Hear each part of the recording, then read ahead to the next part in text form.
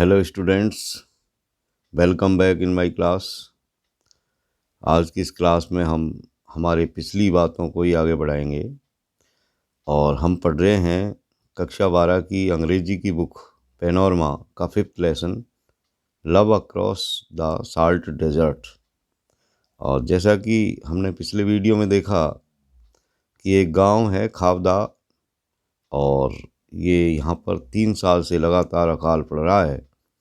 और इस खावदा नाम का जो गांव है, ये इसके पास एक बड़ा सा एक पहाड़ है जिसको काला डूंगर कहते हैं। और उस डूंगर के ऊपर जो है पंचमई पीर की मज़ार है और लोग जो है वहाँ पूजा करते हैं, दीपक जलाते हैं। और ऐसी मान्यता है कि यदि वहाँ पर जयकाल्स को यदि भोजन कराया जाए तो अच्छे शकुन माने जाते हैं।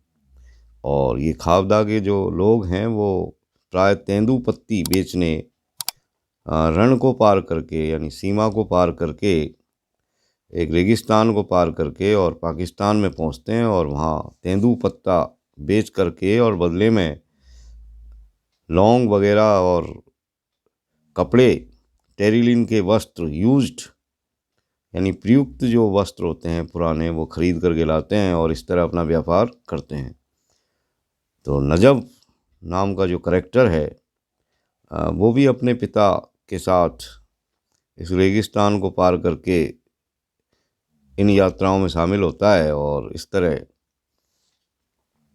एक बार की यात्रा में इस नजब की मुलाकात सीमा के पार काले शाह नाम का जो स्पाइस सेलर है उसकी बेटी, जो बेहद खूबसूरत है, हूर की तरह है और हंसती है तो ऐसा लगता है जैसे घुंघरों की आवाज़ आ रही है। उसके बाल बहुत काले हैं, भौहें बहुत काली है और उसकी आंखें इतनी चमकीली है कि वो अंधेरे को भी रोशन कर देती है। तो ये जो लड़की थी फातिमा और नजब एक दूसरे को देखते हैं और इनमें प्यार हो जाता है।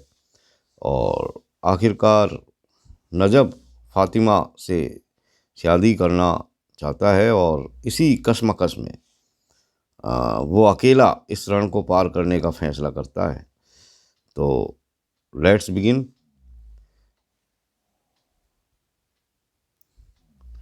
The long striding Allah Rakha kept A brisk pace, यानी लंबे लंबे ढग भरने वाला जो अल्लाह रखा था ऊँट, उसने अपनी चाल को काफ़ी तेज रखी। ब्रिस्क पेस, तेज चाल। A strong south wind drove the tang of the Kori creek, और रास्ते में एक तेज दक्षिणी हवा जो अपने साथ कोरी क्रीक की टैंग यानी गंध लेकर के आई और हैग इनटू नजब्स नॉस्ट्रिल्स, और वो गंध जो थी कोरी क्रीक की वो नजब के नथनों में समा गई। और आगे रास्ते में नजब बढ़ता रहा। ही फॉलोड द स्टार्स, और अपने रास्ते में इस नजब ने अनुसरण किया तारों का, यानी दिशा जानने के लिए। द मिल्की वे, आकाशगंगा का, फ्लैग्ड विद माइका, जो अभ्रक की तरह चमक रही थी आकाश में। The Great Bear shambling towards the north, इसके अलावा उसने अनुसरण किया ध्रुव तारे का जो उत्तरी दिशा की तरफ बढ़ रहा था। बिफोर डॉन, और सवेरा होने से पहले, यानी डॉन होने से पहले, he had reached his destination, वो अपने डेस्टिनेशन पर पहुंच गया, यानी अपने गंतव्य स्थान पर पहुंच गया। For a sandy elevation palisaded with bones of dead animals, palisaded with bones animals, यानी मरे हुए जानवरों की हड्डियों का ढेर, जो कि उस ढेर के साथ जो बालू रेत थी उसका जो एक टीला सा बन गया था, एक पाल सी बन गई थी। जब ये नजब वहाँ पहुँचा तो इस पहाड़ को देख करके, मरे हुए जानवरों की बालू रेत के साथ जो पहाड़ सी बन गई थी उसको देख करके, told him that he had arrived at सारवेला, तो ये सारी चीज़ें इस बात को इंगित करती थी कि वो सारबेला नाम की जो जगह थी वहाँ पहुँच चुका था। आवर 20 माइल्स फ्रॉम काला डूंगर, और ये सारबेला नाम की जो जगह थी वो काला डूंगर से जो है 20 मील दूर थी। He was already beyond the international boundary, और वह पहले ही जो है इंटरनेशनल बाउंड्री को पार कर चुका था, उसके परे पहुंच गया था। हियर ही रेस्टेड, और यहाँ आकर के उसने आराम किया। हियर ही रेस्टेड, यहाँ आकर के उसने आराम किया। ड्यूरिंग डे लाइट, और दिन की रोशनी के दौरान। मूवमेंट वाज इम्पॉसिबल, किसी भी तरह का जो मूवमेंट था वो बहुत ही इम्पॉसिबल था, बहुत ही जो है असंभव था। The Indus rangers would be looking from their bamboo watch towers, क्योंकि दिन की रोशनी में जो इंडस रेंजर्स थे, यानी जो पाकिस्तानी सिपाही थे, वो अपनी बम्बू से बनी हुई यानी बांस से बनी हुई वाच टावर से, यानी निगरानी मीनारों से निगरानी कर रहे हो सकते थे, यानी देख रहे हो सकते थे।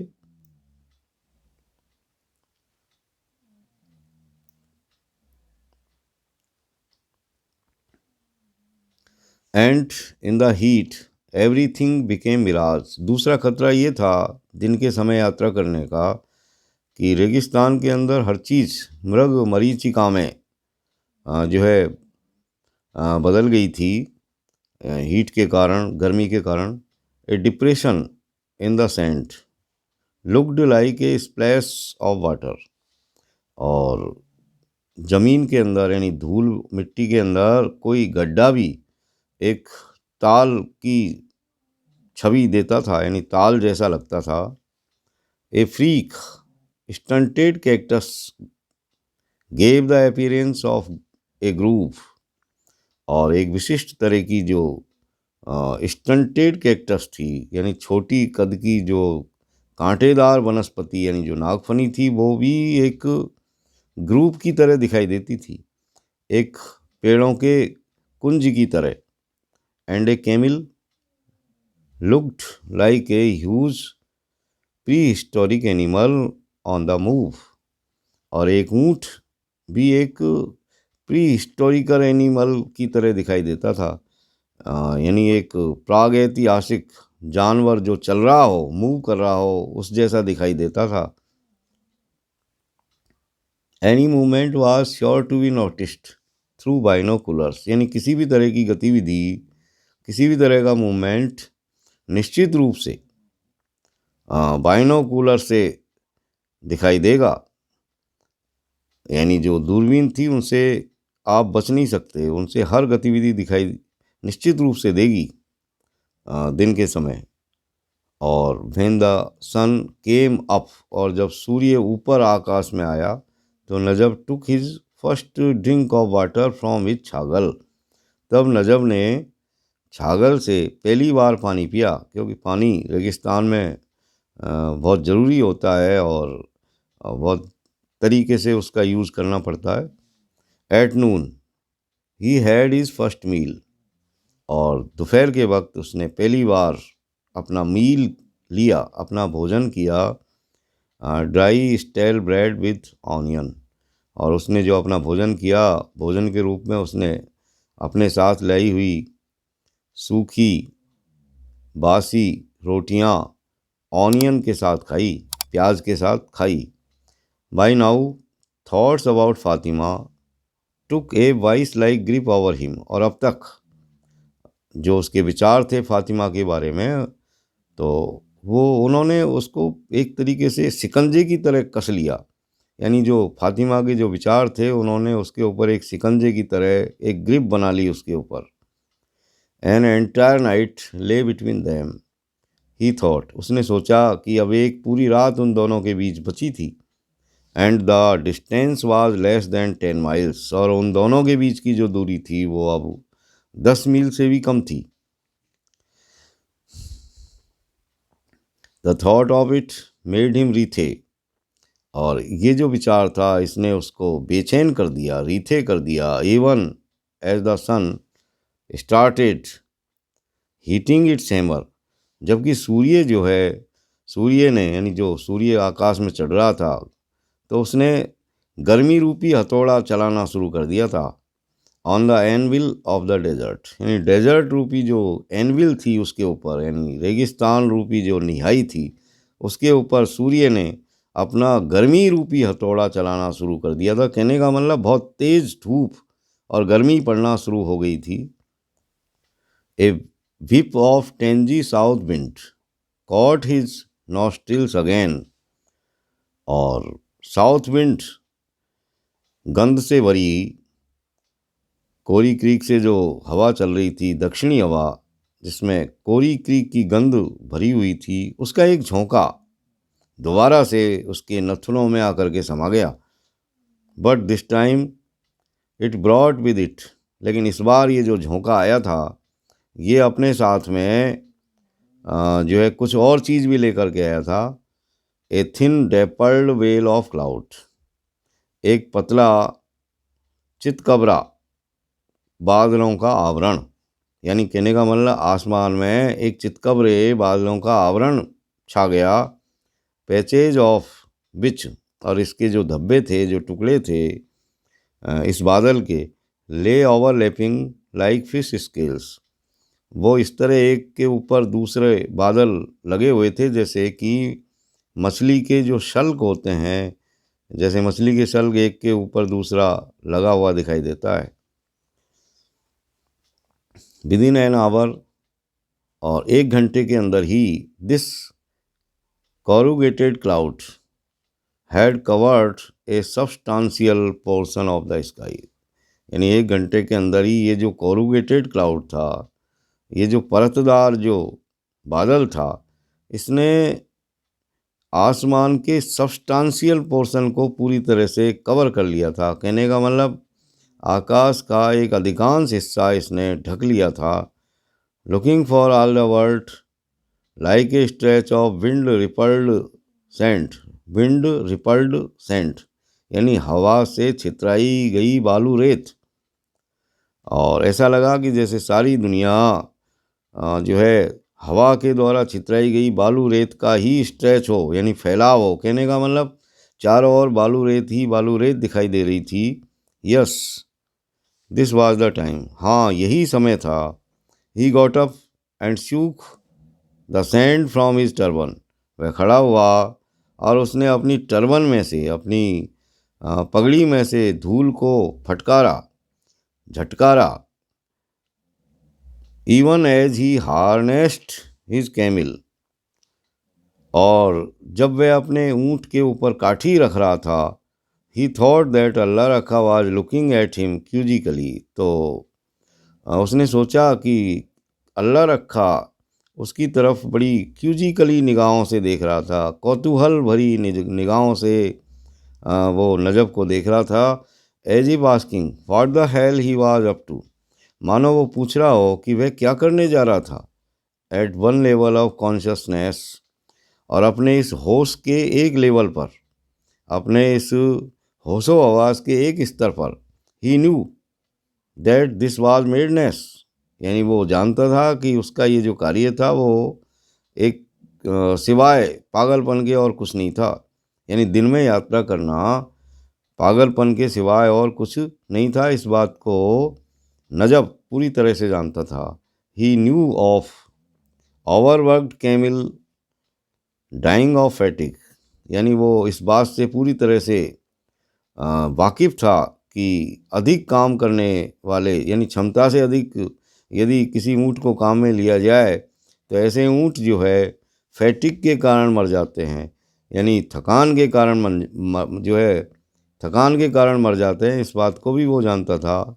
इसके अलावा वो और भी बहुत सारी बातें जानता था, जैसे of the patrolling parties of the BSF and Indus rangers, यानी जो इंडस रेंजर्स थे, सिंधी जो सिपाही थे, यानी पाकिस्तानी जो सिपाही थे, इसके अलावा BSF के जो गश्ती दल थे उनके बारे में भी वो जानता था।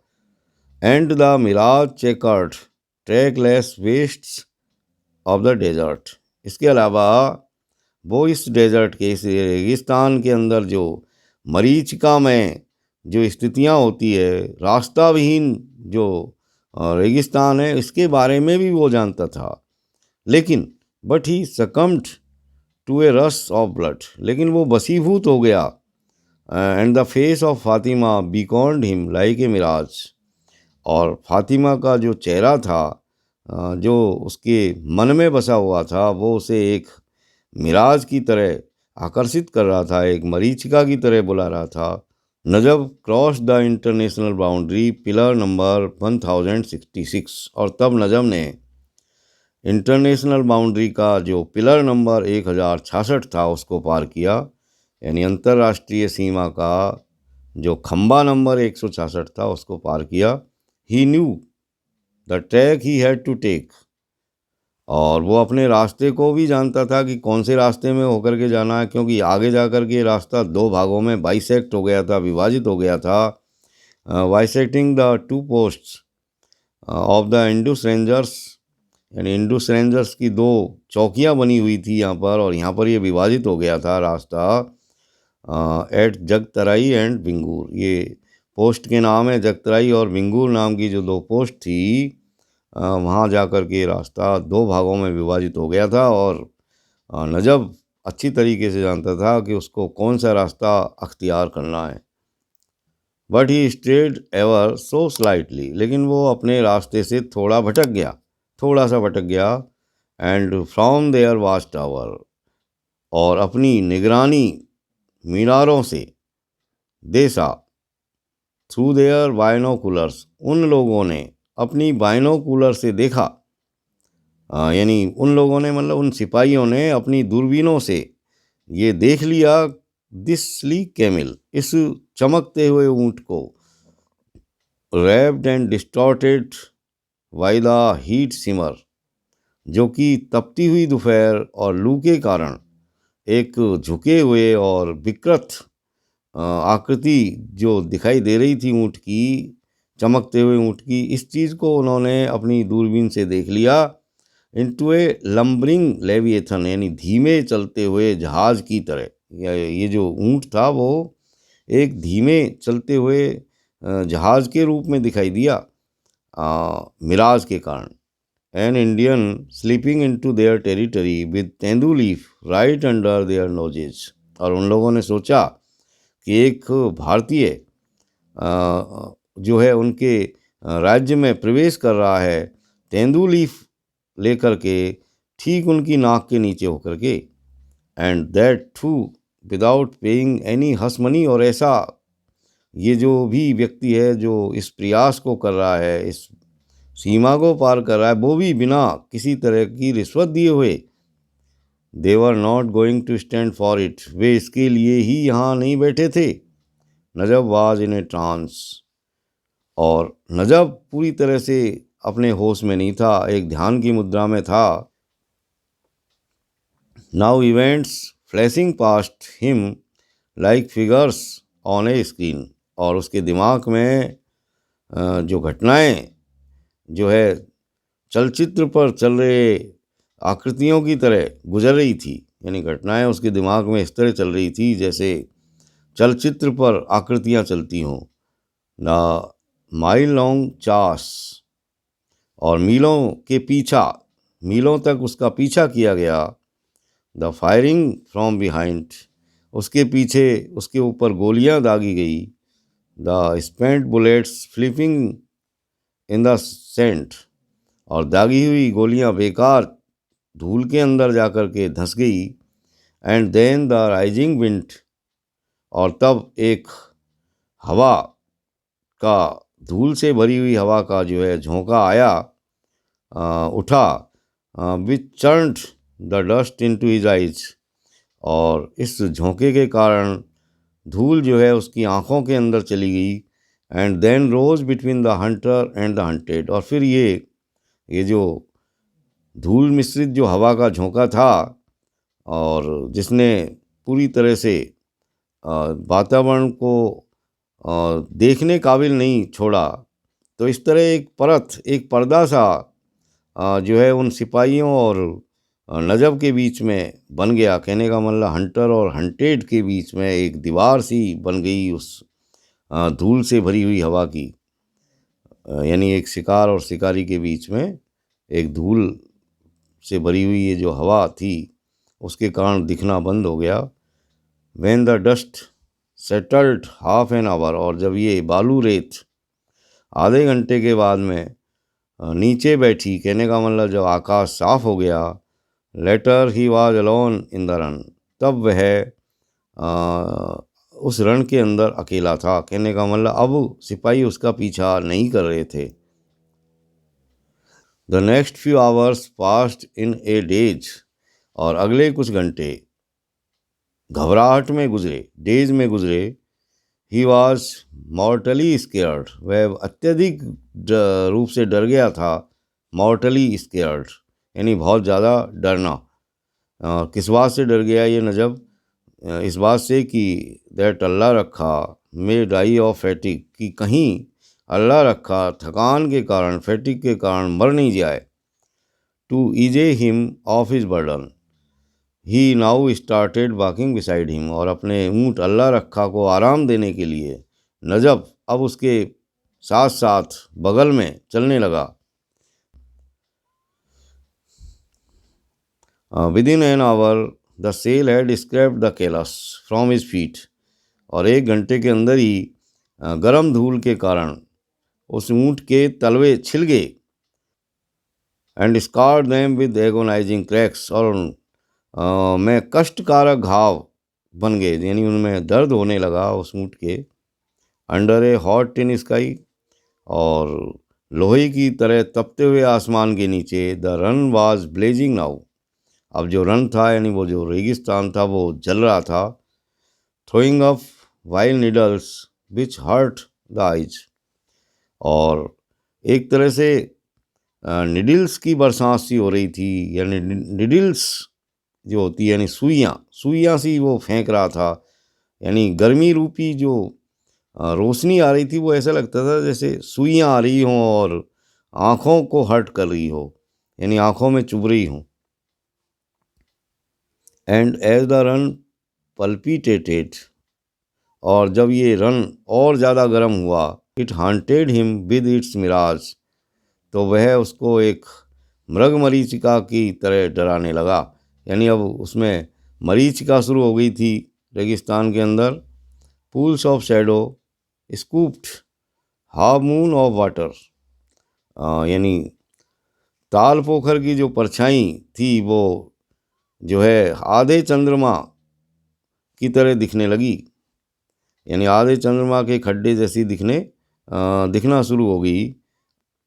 Hours of wandering as if in trance, यानी बेहोशी किसी हालत में घंटों भटकने के बाद में, इस प्रयास में attempting to lick the receding edges of the mirage, यानी ये जो है इस प्रयास में घंटों तक भटकने के बाद यानी उस मरीचिका के किनारों को छूने के प्रयास में, यानी उस मरीचिका के ख़त्म होने के प्रयास में। देन लाइट थिनिंग अवे, ये जो है भटकता रहा नजब, और तब आखिरकार जो रोशनी थी वो थोड़ी कम हो गई। एंड एन आवर और टू लेटर डस्क, और उसके 1 या 2 घंटे के बाद में डस्क हो गई, यानी शाम का समय हो गया।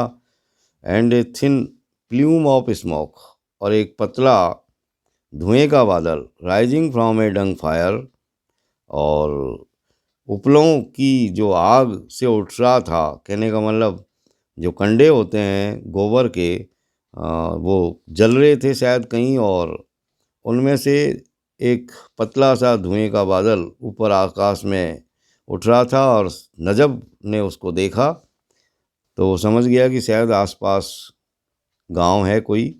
अल्लाह भी प्रेज्ड, अल्लाह का शुक्र है। He was now with in range, अब वो अपनी सीमा में था।